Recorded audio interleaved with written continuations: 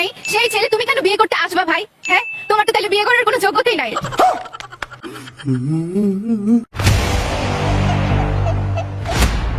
জীবন সঙ্গীকে চাই সে আমার বাবা মা আমাকে সম্মান করবে, আর যার ভিতরে আমি সম্মানটা পাবো সে যেমনই হোক না কেন, তার চেহারা ম্যাটার করে না, তার ভিতরে নিজের সম্মান থাকতে হবে। মেয়েরা জীবন সঙ্গী চায়, যে ছেলেটা মেয়ের জীবন সঙ্গী হবে সে তাকে অবশ্যই যত্নশীল হবে, কেয়ারিং হবে, তাকে রেসপেক্ট করবে। আর একটা মেয়ে যদি একটা ছেলের কাছ থেকে তার ফ্যামিলিকে রেসপেক্ট দেয় এমন কোনো ছেলে পায় তাহলে মেয়ে অবশ্যই তারপর দুর্বল হবে। शाबाश बेटा, बहुत बढ़िया। আমি বলি পেটের ভিতরে যদি ক্ষুধা থাকে তখন তার কিছুই ভালো লাগে না। এমন এমন এমন সময় আমি কিন্তু ক্ষুধা নিয়ে পড়াশোনা করছি, তখন কিন্তু ব্রেনে কি হয় আমার সেই পড়াটা কিন্তু ঢোকে না। ক্ষুধা এমন জিনিস যে আপনাকে না খাইলে আপনার জীবন চলবে না, এরকম ভালোবাসার ক্ষেত্র, টাকার ক্ষেত্র। আর যেই ছেলে টাকা নেই সেই ছেলে তুমি কেন বিয়ে করতে আসবা ভাই? যেহেতু তোমার নিজের ইনকাম থাকতে হবে, যে ছেলে নিজের কোনো ইনকাম নেই সে কিভাবে তার বউ বাচ্চার খরচ চালানোর ক্ষেত্রে সে বিয়ে করতে যাবে? এটা অনেক বড় একটা বিষয়, তাকে ভেবে চিন্তে বিয়ে করতে হবে।